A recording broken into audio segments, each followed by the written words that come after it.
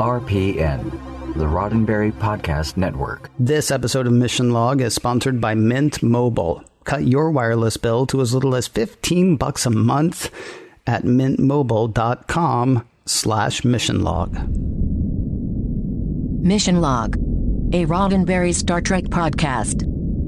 Episode 322, Life Support.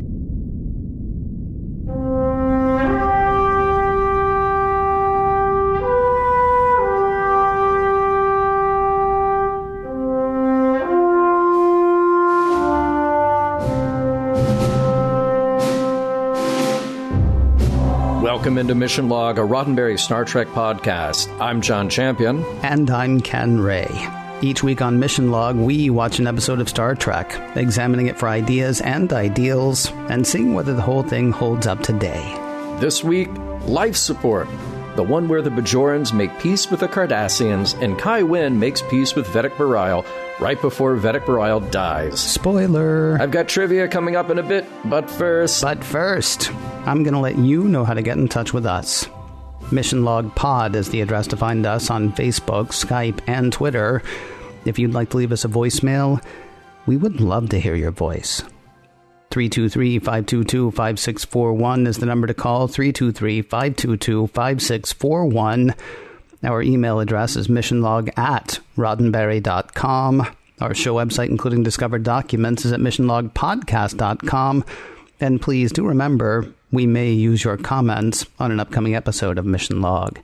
And with that, we turn it over to the trivia master to do that trivia thing. Ladies and gentlemen, boys and girls, children of all ages, please say hello once again to Mr. John Champion. Well, thank you for that intro, Ken. Trivia for today's episode, Life Support. Well, the story is credited to Christian Ford and Roger Soffer. For both of them, this was their very first professional writing credit in the business after pitching their story. They went on to write a few more things together, like the feature film Kazam and the TV movie Final Days of Planet Earth. And yes, there's a Frankenstein parallel here.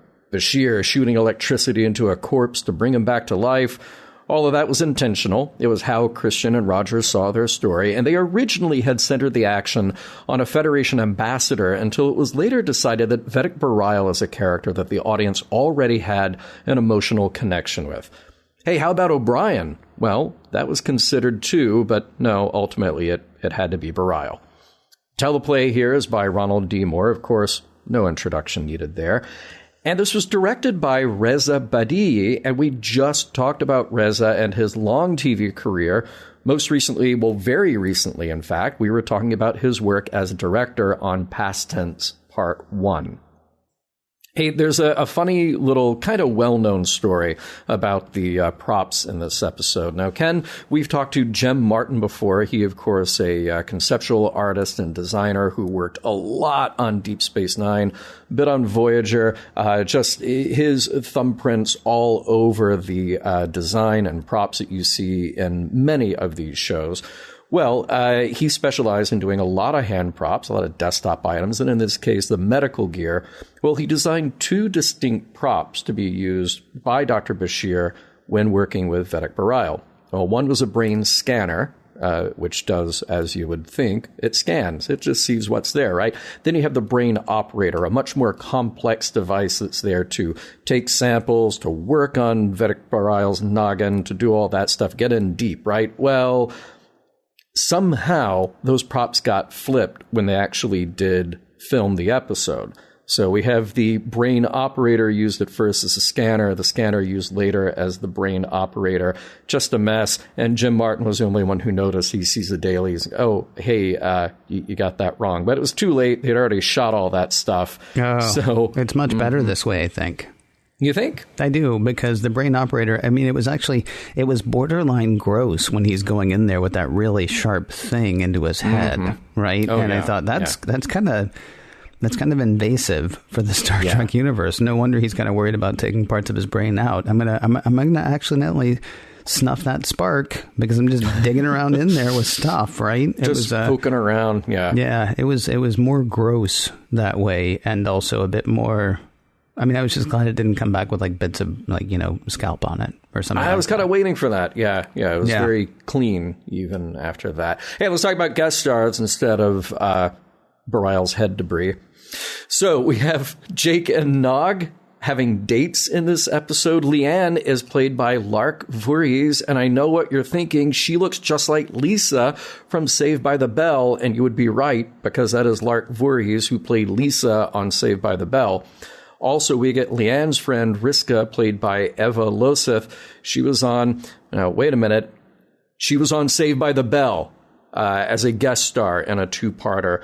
This was, in fact, her first professional credit as an actor. These days, you can find her back home in Chicago working in real estate. Now, we should mention here that Nurse Jabra, who works in the infirmary, she's played by Anne Gillespie, who we saw on TNG as an ensign in Pen Pals, and we've seen her a couple of times already on DS9. We'll see her one more time, and it's interesting to note that during and after her time on Trek, she had a recurring role on Beverly Hills 90210, and later 90210. She has since gone on to become an Episcopal priest. We have a new Cardassian in the house. We have Leggett Terrell, played by Andrew Prine. We've seen Andrew once before when we discussed the TNG episode Frame of Mind, in which he was the administrator keeping Riker captive. We discussed his enormous career then. Just a couple of highlights: that he was one of the visitors in the V miniseries. He was in The Miracle Worker with Anne Bancroft and Patty Duke. And he was even in an episode of Kolchak, The Night Stalker. But front and center in this episode, of course, are two returning guest stars. We see a great deal of both Louise Fletcher as Kai Wynn and Philip Anglim as Vedek Bereil. Of course, we'll be seeing Kai Wynn again, and while we might be saying goodbye to Vedek Bereil, hey, it's Star Trek. You never know. Problems with blood flow to your extremities, major organs, and brain? Vasican may be right for you. Yes, Vasican is experimental. But, at one time, so were electricity, the warp drive, and cake. You like cake, right? Then ask your doctor if Vasican is right for you. Prologue. On the promenade, Jake Sisko is approached by Leanne, a young woman he kinda sorta knows who used to be dating someone else but isn't anymore. That's an invitation she offers up, and he accepts, but he's got a game of Domjot scheduled with Nog, which he can definitely change. Just then, a damaged Bajoran ship arrives at DS9. Kai Wynn is on board, and many of the passengers are badly injured, though it seems none quite as badly as Vedek Bereil. Act 1. Bereil is not doing well at all. Cardiac arrest, falling neurotransmitters. Dr. Bashir and Nurse Jabra work in earnest.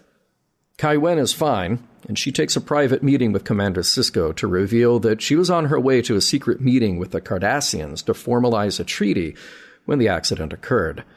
She gives much of the credit to Vedek Bereil, and she's worried that if anything happens to him, it could derail the peace efforts.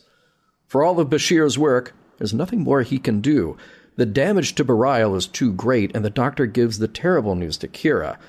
She says she'll grieve in her own way, which means going back to work. Now the task at hand turns to an autopsy to see exactly where the neural breakdown began. But when Bereil's body is brought out of stasis and a scanner hooked up to him, the oddest thing occurs. A neuron fires. And then again. Bereil's nervous system is working, somehow. Bashir has an idea. Regenerating Bereil's neural pathways with some carefully applied tech, i.e. electricity to the brain, might actually bring Bereil's brain back online. It works. It's alive! I mean, Bereil, he is alive! Act 2. So this is cool. Bereil was dead. Now he's alive thanks to Bashir's inspired improvised procedure. Bereil is weak, but he and Kai Wynn both realize they need to get back to work with the Cardassians to finish the negotiations. It's not ideal, but Bereil would just advise Wynn to the best of his abilities.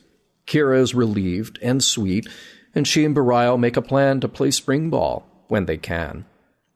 Speaking of playing, Nog visits Jake to let him know that the Domjot game is on, which is just when Jake says he can't because he's got a date.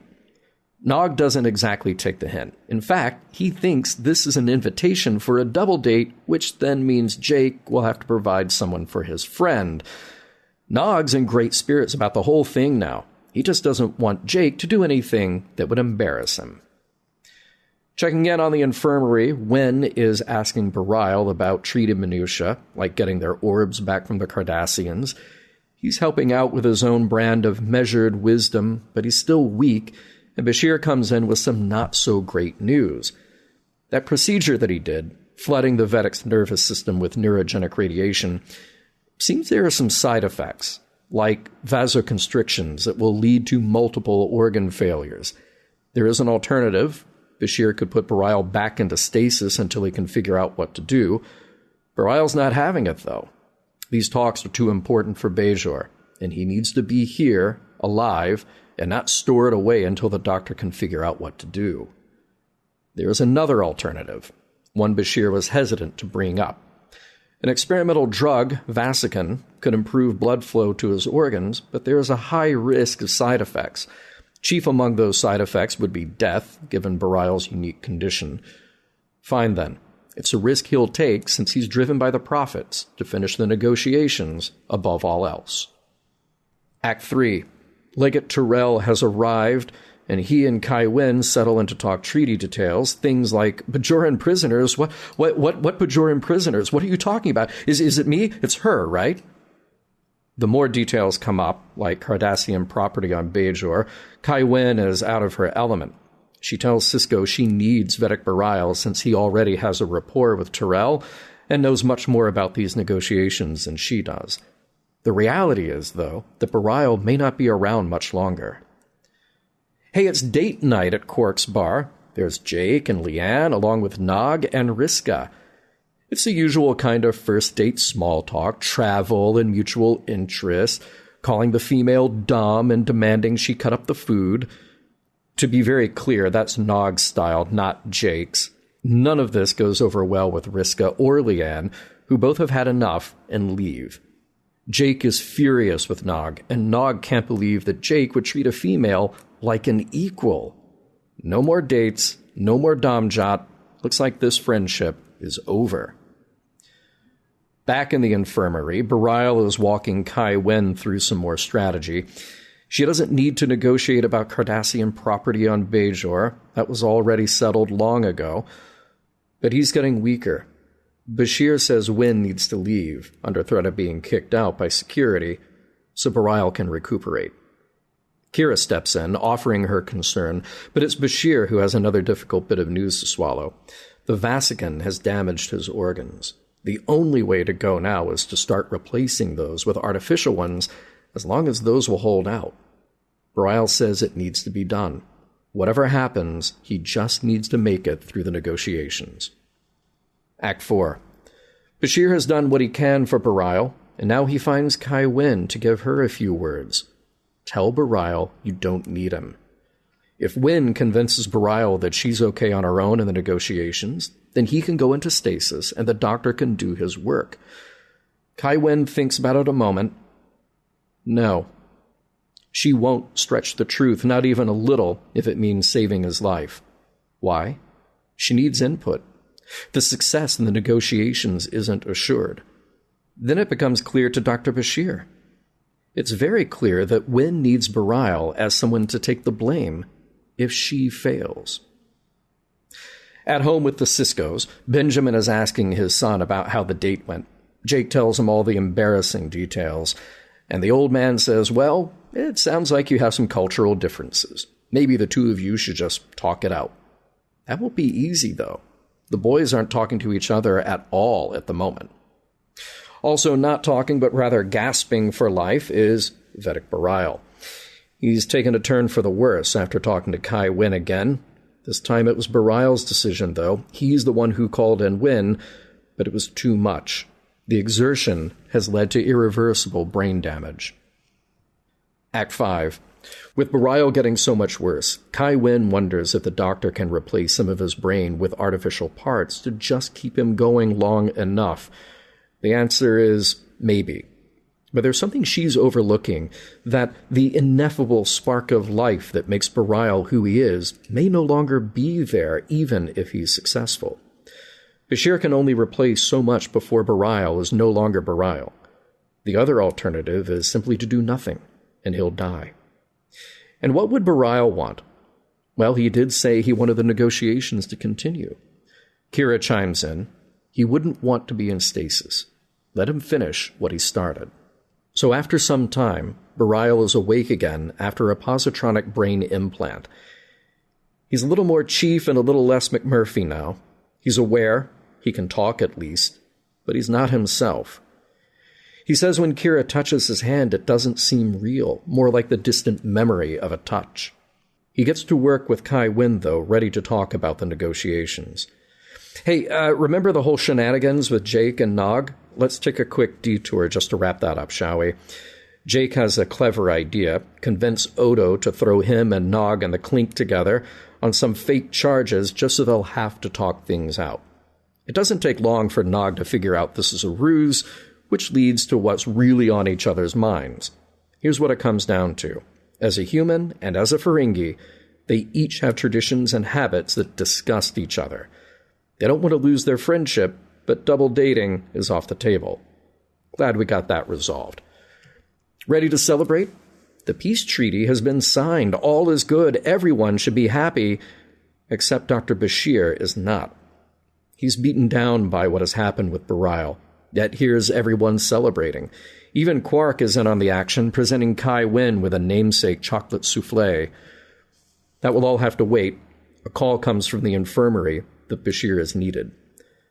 Vedek Bereil is at the end now, unresponsive. The rest of his brain is failing, and Bashir can't see adding more artificial parts to keep him alive. Kai Wynn says she'll make sure Bajor never forgets him. Kira is desperate, asking Bashir to help Bereil, but the doctor says it's time to let him go. He'll be gone in 3 hours or so, and Kira decides to stay with them until he's gone, telling him about the day she fell in love with him. The end. I gotta say, I really appreciate Odo's lack of drama in this episode. How so?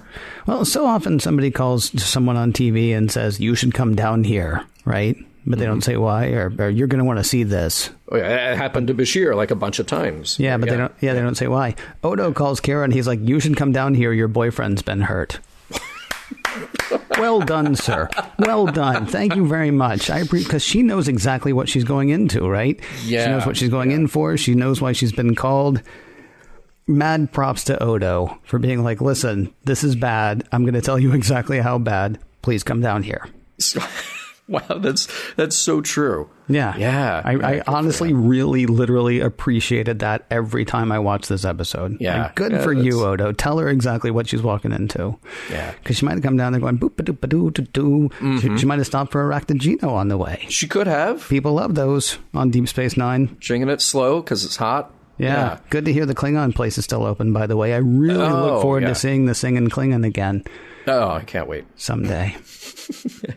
Hey, if you were to talk to Jake about the whole dating scene, I just wonder, like, I feel like there's a lot of advice that he could be given, some good advice, some bad advice. Curious to hear the more he talks about this with his father and his friends. But I'm just thinking, like, right at the beginning, if I were to talk to Jake, I would say, Jake, here's that initial conversation. Here's how that goes. Attractive woman comes up to you and asks, do you have plans tomorrow night? You say, nope. Nope. And then you make plans with her.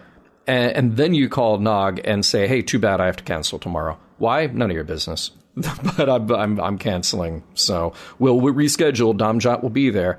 Boom. Done. Is that wrong of me? That's absolutely. Yeah, you are? Okay. You're 100% correct on that. Good. Just wanted to make sure. I honestly, forgive me for being so slow on the uptake there. I was just thinking about the time. No, whatever. What? Was there a time? There was a lovely young woman who said, what time do you get off work? And rather than saying 10:30, I said, why? Oh, yeah. Boom, boom, ba-doom. Wow. we've all had that moment. Yeah, we have. Yeah. Oh, well. And I wish that, had I been Jake's age, and when I was Jake's age, somebody would just say, like, here's what happens, the attractive young woman comes up to you and says, are you free, or do you have plans, or when do you get off work, or whatever? Are you a god? Yes, you say yes. Yes, exactly. That's exactly. Pretty much what you're aiming for here, I think. Yeah. And I do want to talk about kind of the dating scene on DS9 for just a second. These little sparks of romance that happen every now and then. Leanne and Orak stopped seeing each other like a few weeks ago. But remember, there was only like 300 people on board. And I'm thinking a small percentage of those who were in the same age range. A, I hope it was not a bad breakup. And B, I'm just glad there's a ton of empty space on the station. If you need to get away, if you can't stand like, oh man, every time I walk down the promenade, I'm going to see that person I just broke up with 3 weeks ago. At least you've got like there are ore chambers and there's machinery and there are empty quarters. There's all kinds of places you can go hang out and commiserate. There are a few things that I'm actually confused by. So Jake's a teenage kid and Leanne's a teenage kid, and she was apparently dating some other, I assume, a teenage kid, though I know how, fluid age definition can be on Deep Space Nine and around Deep Space Nine. Sure. But she apparently was on Bajor, but she's back enough that they can date every now and then? Or does she live on Deep Space Nine now and she was just away on Bajor for a bit?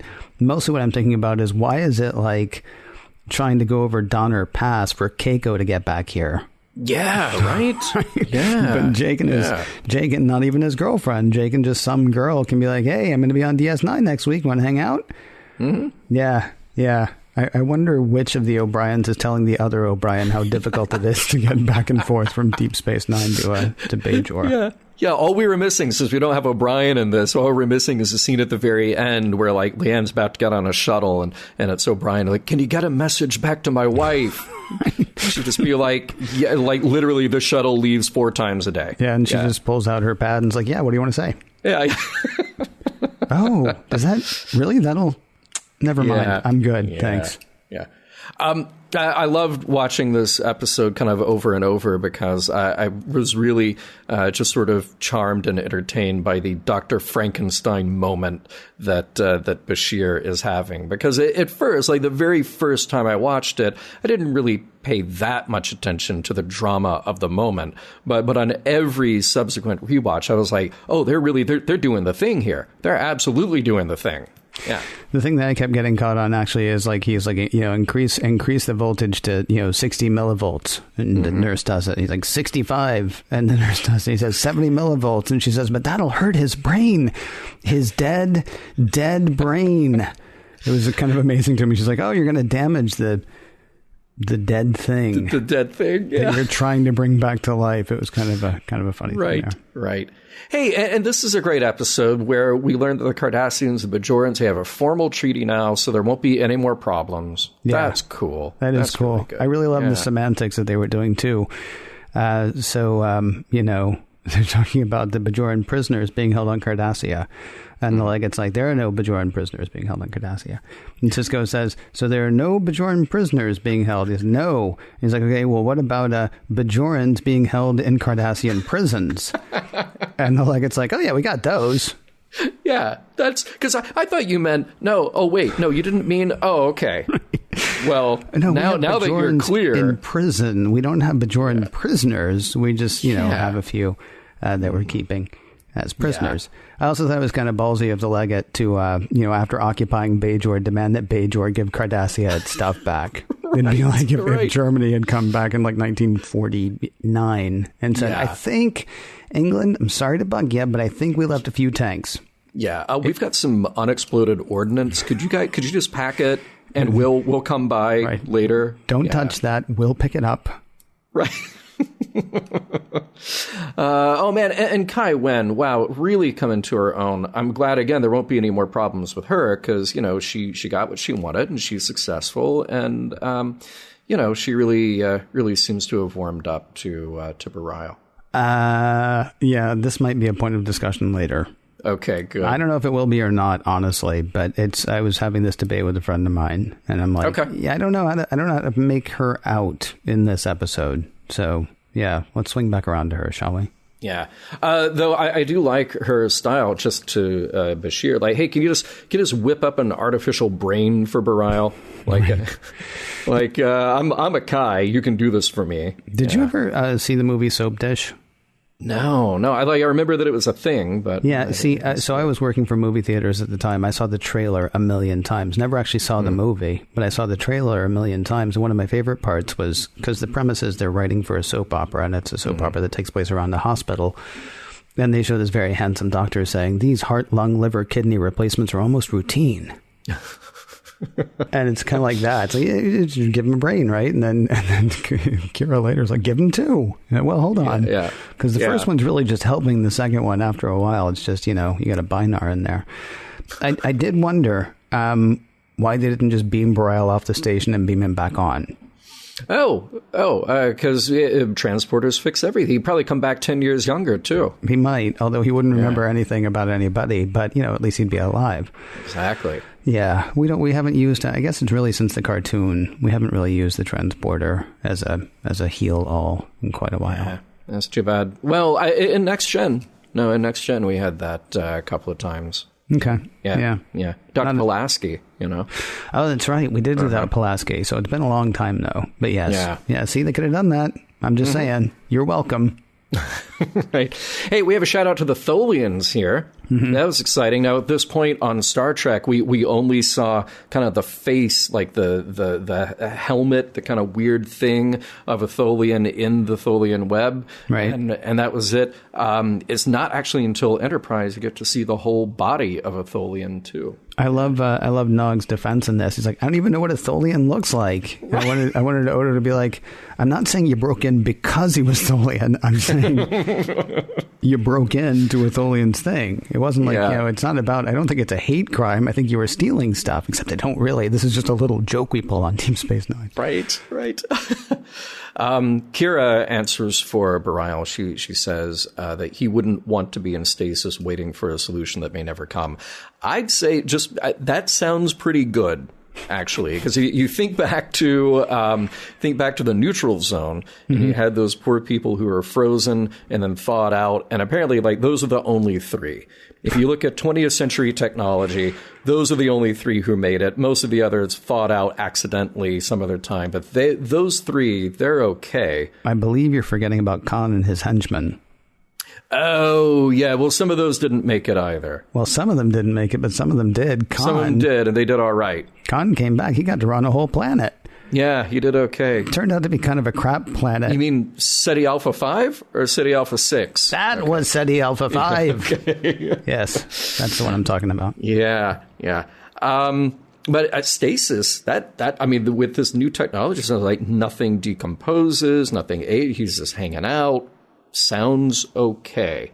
Hey, and it wouldn't be mission log if I didn't mention some of the food that they're having. Now, on the date, I couldn't really tell what was on the plate, but obviously it was something that Nog needed cut up for him, and or pre-chewed for him. But in the Cisco quarters, that was quite a meal. It looks like they were having some salads and some really big rolls, maybe like some roast chicken or something, some kind of side dish. There was a lot going on there. It all looked pretty good. And at the reception, they were drinking Windex. Side effects of Vasican may include difficulty with swallowing, fast heartbeat, speaking in tongues, fever, hives, itching, scratching, crustiness, muscle cramps, pain, stiffness, swelling. We'll go back on life support in a moment, but first, we are very happy to welcome a new sponsor to Mission Log. It is Mint Mobile. If you're still using one of the big wireless providers, have you asked yourself what you're paying for? Between expensive retail stores, inflated prices, and hidden fees, you're probably being taken advantage of because you'll pay. Well, this is where Mint Mobile comes in. Mint Mobile provides the same premium network coverage that you're used to, but at a fraction of the cost because everything is online. Mint Mobile saves on retail locations and overhead, then passes those savings directly to you. Now, we've each been trying it out over the past few weeks, and for me, it's been impressive. Surfing the web, streaming music, and yes, streaming video all works the way you'd expect for a lot less money per month. So Mint Mobile makes it easy to cut your wireless bill to as little as $15 a month. Every plan comes with unlimited nationwide talk and text, and with Mint Mobile, you're paying for the amount of data that you need. Choose between plans with 3, 8, or 12 gigabytes of 4G LTE data.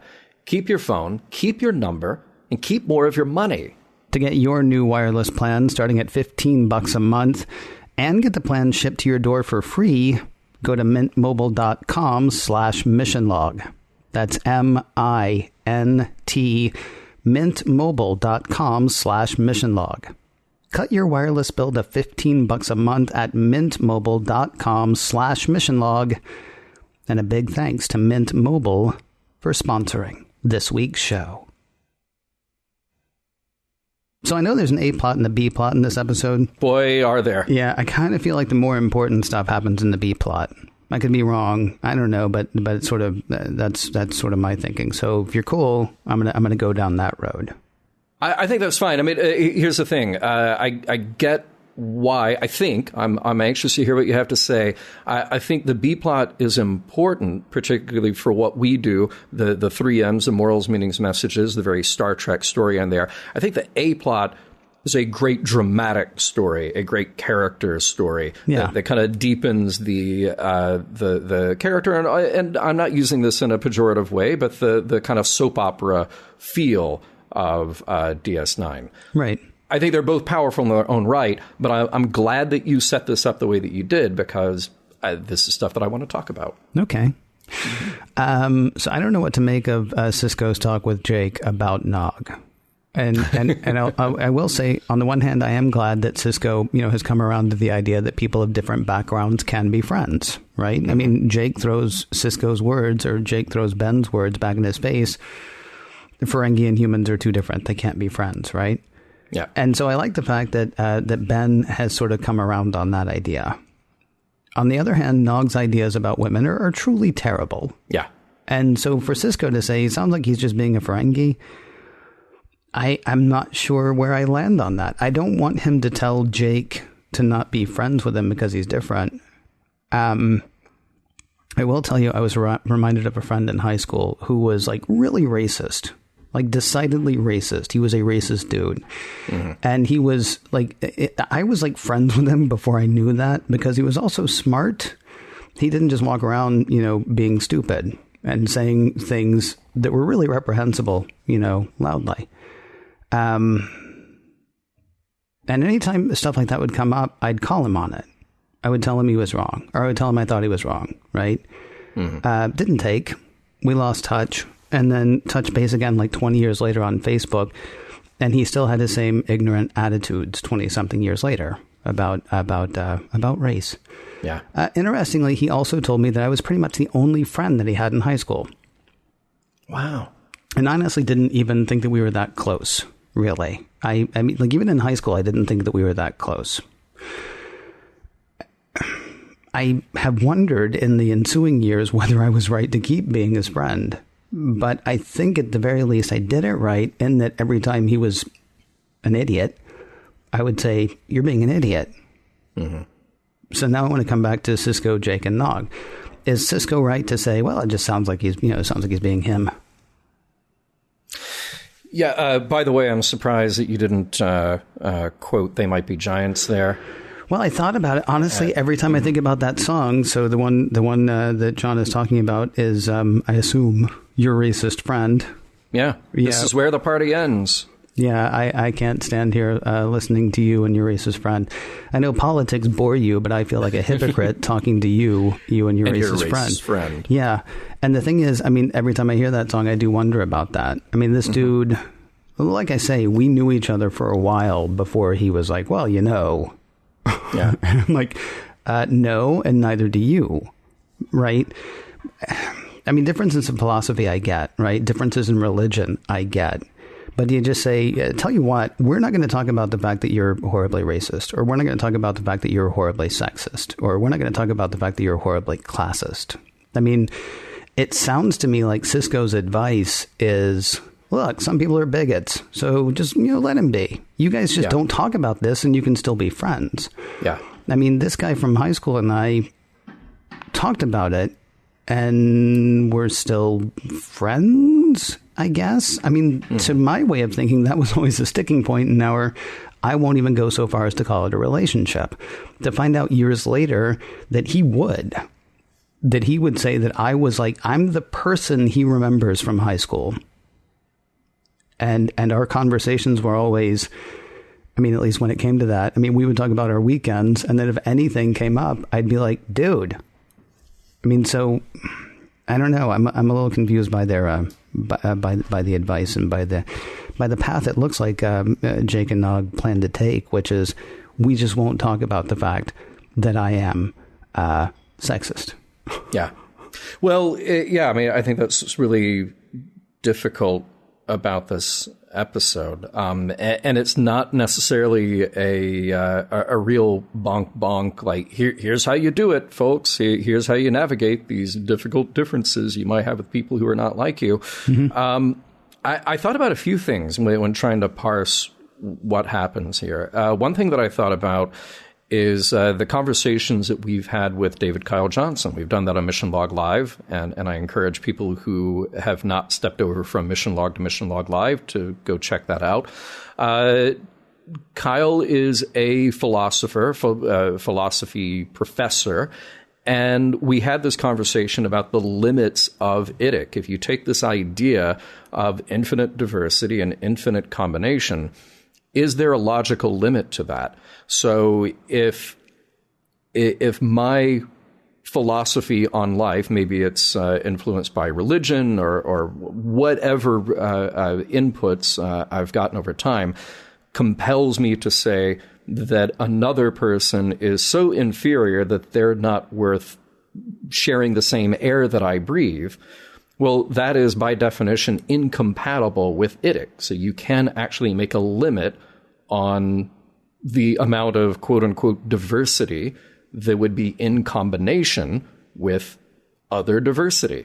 And it was a very long conversation, and I kind of got it on this just sort of philosophical, almost scientific level, just saying here's how we make at least some distinction. So we're not just saying that everything is equal under the sun, even this philosophy that says that somebody else needs to die.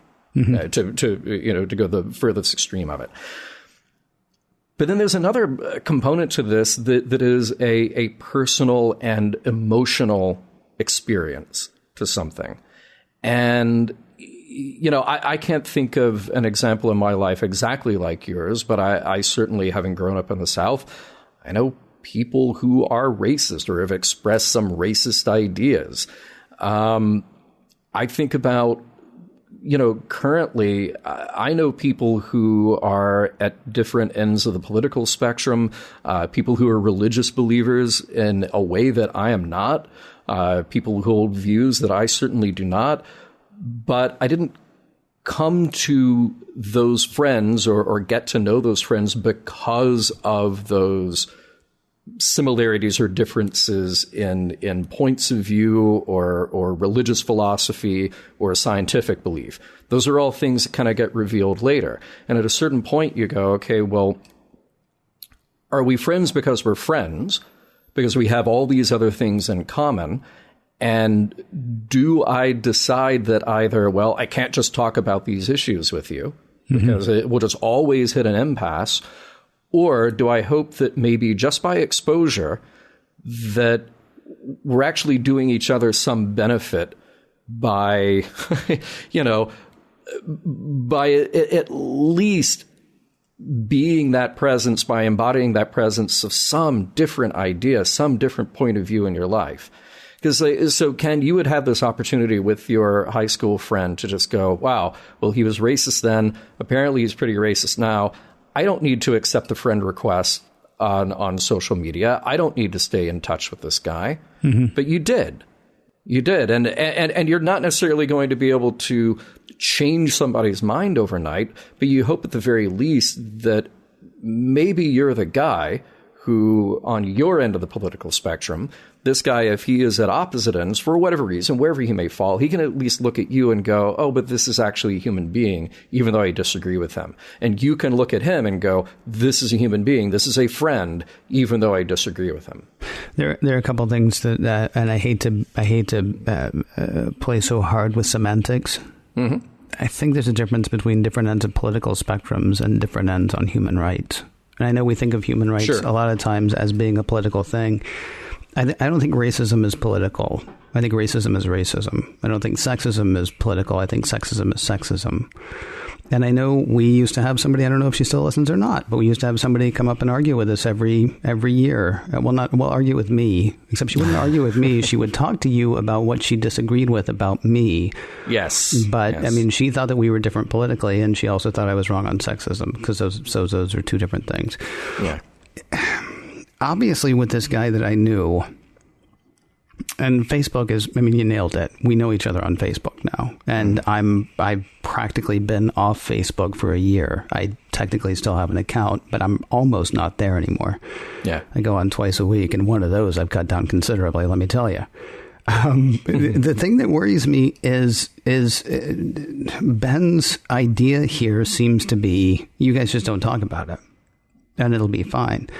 And you can say, well, maybe Nog being around Jake will be good.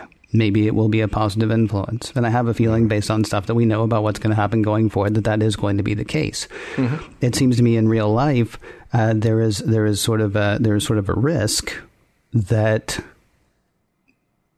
osmosis could work either way. Like maybe being around me, you're no longer racist. Even though we're not talking about it, you're just seeing me, and that's great. Or maybe being around you, and we're not talking about it, I'm suddenly, starting to be lax in some of the things that I thought before. I'm just a tiny bit concerned by Cisco saying, look, the friendship is more important than what you believe. Yeah. Well, and I wonder if you can get to a point where you can have a reasoned adult, slightly dispassionate conversation about that, where if you're a guy like Jake, who I think realistically anybody watching this show hopefully identifies with Jake in this situation, not with Nog, can say, look, you're my friend, we have these things in common that we like to do together. There is no way I can look at a woman that I date the way that you look at somebody that you date. There is no way that I can treat somebody who is important to me as anything less than equal. And if you can't handle that, then I can't have you in that part of my life. I feel, too, like the conversation we had with David Kyle Johnson did bring up cultural relativism as well, which I know I am not prepared to talk about from an academic point of view. So, because I would imagine there are people who are going to say, well, but what about his culture? And I will say back to you, yeah, what about that? So I would encourage people, again, as you did a moment ago, to seek out the conversation that we had with David Kyle Johnson on Mission Log Live, which I guess now we've committed to keeping online forever. I guess so. Well, listen, I wonder if we could also take this back to a place, and maybe this is another invitation to Kyle or another moral philosopher to come on the air with us. Can you kind of boil all this down, though? If we're not talking about cultural relativism, can we talk about objective morality? Can we say that there is an objective moral principle at stake here that would describe that a person who is being oppressed, a person who is being made less than, they're objectively in a less equal and therefore disadvantaged position than someone else. This is sort of the argument you can make. Take a big one, take slavery, and you go, okay, regardless of the culture, there is an objective moral principle at stake here. So the question you asked is, can we say that? And I would say the answer is, well, we can say that. Yeah. I mean, you and I, because, we reach. But then there may well be people listening here saying, okay, yeah, but some people, and, that to me, that's the ball game. But, to them, that's just another inning of the game. So we should probably actually get on to the A plot. as well. Right.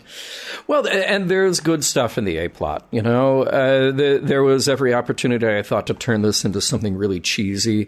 Since we talked about the equipment earlier that Bashir is using, they had every opportunity to turn this into Spock's brain. Don't you ever say anything bad about Spock's brain. I mean, except for the fact that it was a cheesy crap. Well, sure. There are cheesy moments in it. And look, you know, you could go down a path of really picking apart the science and the legitimacy of quote unquote replacing parts of the brain.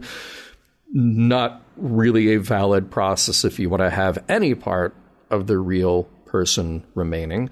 But, you know, I tried to pick apart what are the points that they're trying to make and what are the emotional beats that they're really trying to hit. You know, is this truly a story about end of life and how we may cling appropriately or inappropriately, because it's an interesting debate to have?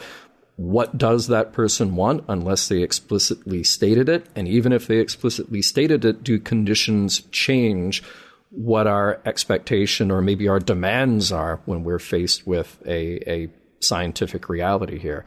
It's a very tragically relatable story for anyone who has seen a loved one in decline. And you start to ask yourself if that person is really there anymore. I've had a few relatives who, as they got older and suffered from dementia, you rack this in your brain over and over and over again, trying to figure out if they really are them anymore. And there's not a way to really come to a reasonable conclusion on it. And then is it humane to keep them going, or better to let them slip into oblivion? You know, everyone's making decisions about what he would want, about what Bereil would want. But from the moment that the accident happens, and from the moment that we start replacing parts of Bereil, how able is Bereil to make his own decisions about what he wants? Well, I mean, certainly in this episode, the brain was the last part to go, right? So, I mean, they were asking him all along the way, to the point that he's the one who put himself in the ground.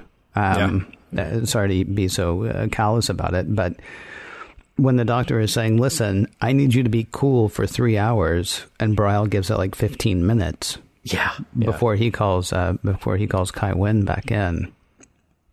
I mean, I get what you're saying. I do. Yeah. We have the sort of impossibility of science fiction here, where he's on it the whole time. I mean, he's still firing on not all cylinders. the thinking part's firing on all cylinders. The rest of it, not so much. Yeah. I do want to say, you know, I'm not surprised when Kira decided at first to go back and work and tell Bashir that she needed to deal with this in her own way. But I was pleasantly surprised at how emotional her reaction was at the end of the story. I thought that was played very nicely. I'm probably jumping ahead to the next section here, just in terms of the recap, the wrap up on what we felt about it. But I thought this was a nice, realistic way to handle how people who are emotionally connected to a situation might react. And we got both extremes out of her, which was suitable to the character and suitable to the story. I guess, you know, if we were to pick apart the science here, I think the idea of the artificial brain and the spark of life, had this been a different kind of episode, maybe would have made me a little more cringy than it did. Mm-hmm. Just as soon as you go in and start messing around with a brain, you are fundamentally changing. If you replace any part of a brain, you are fundamentally changing who that person is. But I feel like a lot of that stuff I could let go, because this is really about the emotional story here, is about the emotional journey. And hey, let's talk about Kai Wynn a little bit. You want to? Yeah, because you mentioned her in the last segment. Yeah. And, you know, she's so manipulative no matter what. And I, you know, of course, she's going to find an out no matter how things go. If she succeeds, she's a hero. Mm-hmm. If she does not succeed, well, We're either going to pin it on the dead guy or the almost dead guy, depending on what Bereil's situation is as we get through galloping toward the end of the story here. Do you feel like is there any way that Kai Wynn was actually on the up and up in this episode? I think that they set it up in a way to sort of toy with our perception of that. Okay. At the very beginning, when she's sitting in the office with Sisko, and he's saying, "Boy, you've really warmed up to him," and she says, "I don't know that I would have been as forgiving." That's the part. That's the part to me that makes me think that she might actually be. I mean, there's no question she's writing him hard in this episode, but he's also writing himself hard. She should have, I think, done what Bashir asked her to do. In fact, I had written, gosh, I wish she had done this. And then when Bashir went to her and said, I wish you'd do this, I crossed that part off because I'm like, okay, good. I'm glad somebody thought of that. Don't have to bring that up. I did find myself wondering, though, because it's absolutely right for Bashir to accuse her of wanting to use him as a scapegoat. Mm-hmm. Because that is absolutely what she's been like to this point. But I found myself wondering if there was, at least in this episode, if we were maybe supposed to see some sort of spark of Bajority, because she's not human, some sort of spark of humanity in this character. I asked myself the same thing. And the more I went back and rewatched it, I felt like, I feel like Kai Wynn is always 5 steps ahead. Mm. And even if she is able to do something that is humane or Bajoran, let's say altruistic. How's that? Okay. Even if she's able to do something that benefits others and makes her look like the good guy, it's not to say that she won't take advantage of whatever benefit is coming to her. And these things don't have to be entirely mutually exclusive. More than one party can benefit from something. But it looks like her attitude is always, how will I benefit the most? How do I come out looking the best in this? How do I always get exactly what I want, regardless what happens to the others involved? See, that's really interesting. And I know that she is going to be a foil, so there's really no point in wondering about this. Yeah. What you're saying, well, it doesn't matter. I know what she's going to be. I mean, there are characters who do get redeemed. There are characters who do get redemption. There are characters who go from being bad guys to being, not so bad, or sometimes even characters who go from being bad guys to being good guys. The fact that we know that she's not going to be one of them, really kind of makes this whole question academic, I suppose. Yeah, but here's the thing. When Sisko was sitting there asking her questions, that is the audience asking her those questions. Mm-hmm. Oh, what's going on? I thought you guys didn't get along. Wow, you've really warmed up to him. What's happening here? Right. That's us trying to figure that out. And even if there is a spark of kindness in her, she still pushes everything to the worst possible extent in this episode. And the humanity is there in Bashir saying, you have to not simply look out for yourself. You also need to consider what's going on with the person, with Bereil. And I know that both would make the argument, but this is about Bajor. This is about the treaty. This is bigger. Well, you're the ones who called Legate Terrell to haul it to get over to DS9. Could have waited a few more days. Could have waited a little bit. There's something here that changed the conditions of the game. Tightness in the chest. Unusual tiredness or weakness.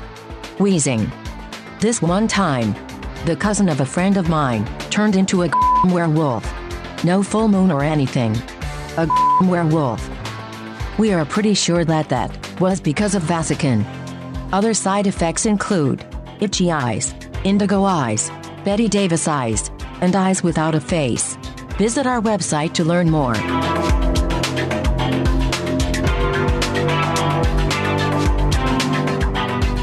Well, it's a part of the episode where we sort of weigh the whole episode, try to figure out the ideas, ideals, any messages, any morals, any meanings they might have been trying to impart, or meanings they might have accidentally imparted when they wrote a given episode. The episode that we are given this week is life support. And I put the question to you, John. Life support. Does this episode hold up as far as you're concerned? It does, in spite of itself. So even the people working on the show realize that the A and the B plot didn't go together. Mm-hmm. So that this, according to our friend Terry J. Erdman's DS9 companion book, they were like, these are great stories. Let's put them together. Oh, these are not two great tastes that taste great together necessarily. Is that a surprise, generally speaking, though? Because it seems to me there have been plenty of times. I mean, the original series didn't have a B plot, mm-hmm. right? And that's a later in television thing, I think. So really, we only have TNG to compare it to as far as like our rewatches. It feels to me like that was a fairly common thing. Like there'd be something going on with these characters, there'd be something going on with these characters, and they didn't necessarily meet up at any point. No, but I mean, I think we've been pleasantly surprised when they do, but I think it's tonally that these are so off. Okay, you know, yes. It's not necessarily that they have to dovetail, but just the tone of these stories. Look, if the Jake and Nog story had been the A plot for another episode, yeah. or had been maybe not giving it that much credit, but had been a little deeper B plot yeah. on another episode, maybe an episode that had something to do with the Ferengi, maybe something to do with Rom or Quark and their bizarre relationships and their bizarre sort of cultural perceptions. Right. Maybe that would have been a good counterpoint to that. Yeah, maybe a relationship episode between Kira and Bereil that doesn't involve one of them dying. Yeah, that kind of puts a damper on the whole thing. Okay, yeah, okay, I see what you're saying. Okay, yeah. Thank you. But here's the thing, but both plots are strong, and they're strong for the reasons that I said before, because we have maybe not a great conclusion that we get to from the B plot, but it's an interesting idea. It's an interesting sort of mental exercise to see how we could actually deal with something like this. And then you have the A plot, which is just a really solid character piece with a great emotional punch. Again, I'll hand it to Nana Visitor for the earlier part of the show where she's sort of denying, trying to process it, going back to work.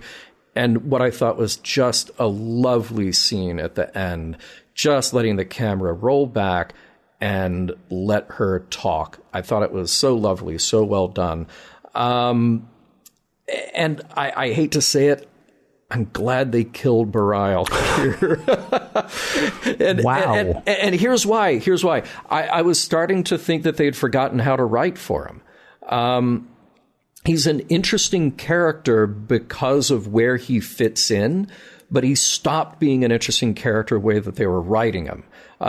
He was interesting because we're interested in the politics of what happens on Bajor and what happens with Kai Wynn and how he got shafted out of becoming the Kai. He's interesting because we have a romantic foil for Kira.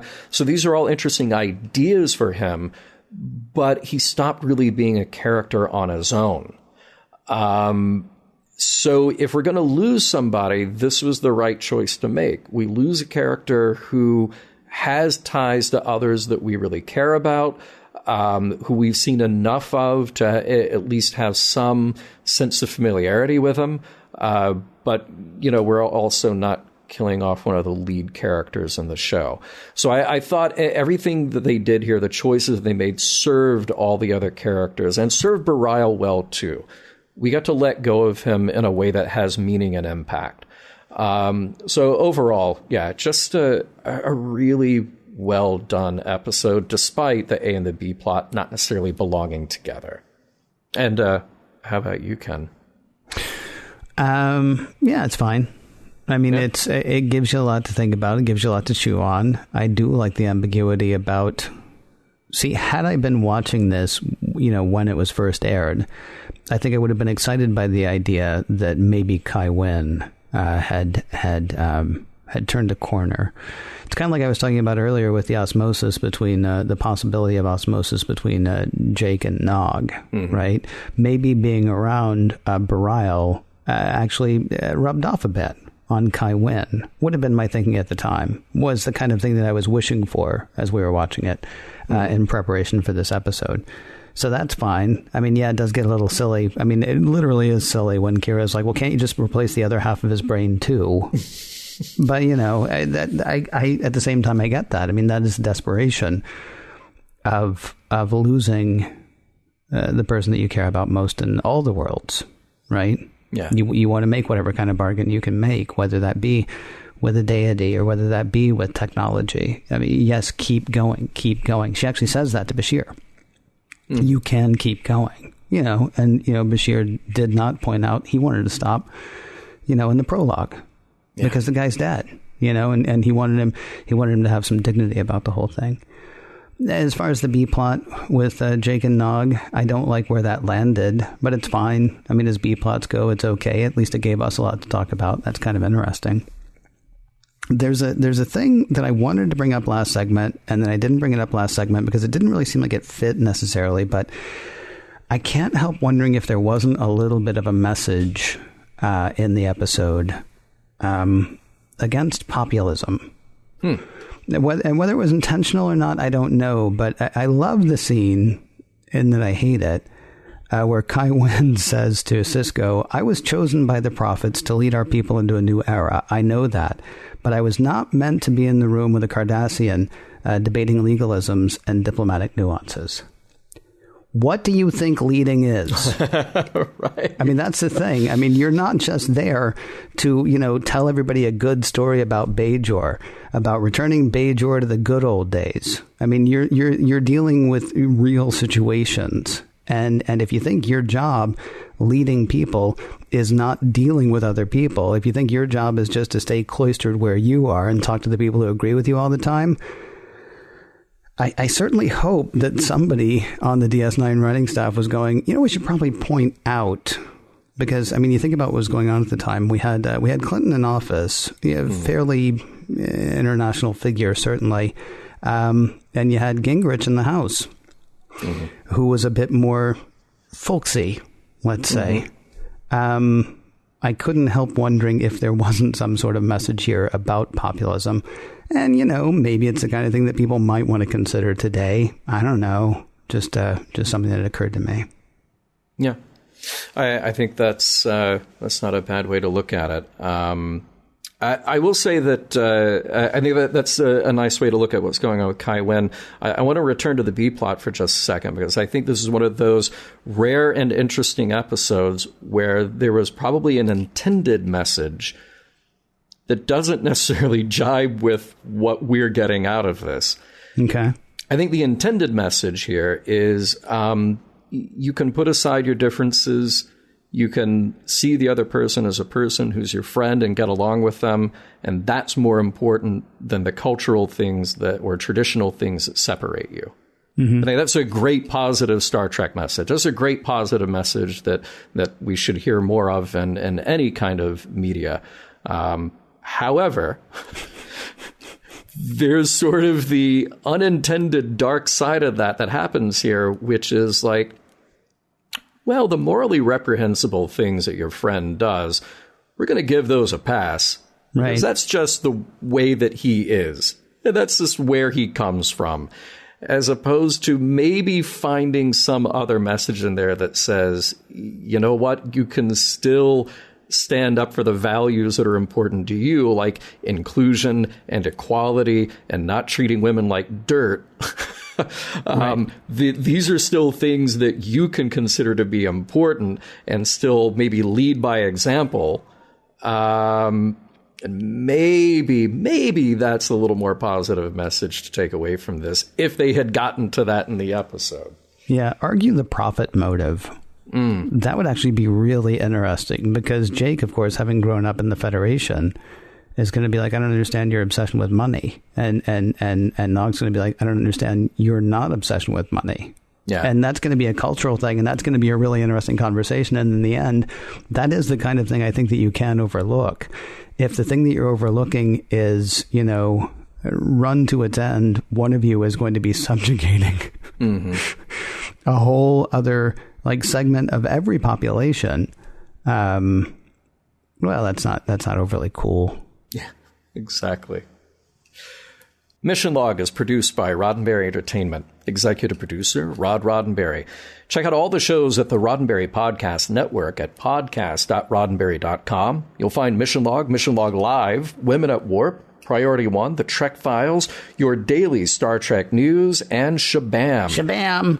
If you'd like to support Mission Log directly, that would be kind of you. You can do so at patreon.com/missionlog. And for the latest in Star Trek news and discussion, be sure to visit trekmovie.com. On the next Mission Log, Heart of Stone.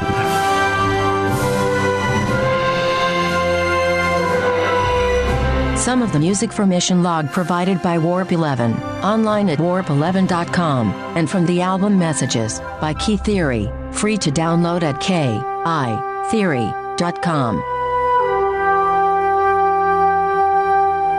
Bad news. Vasican has been recalled.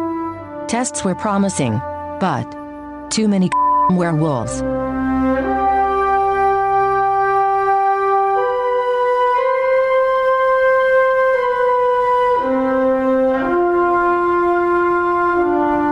End transmission.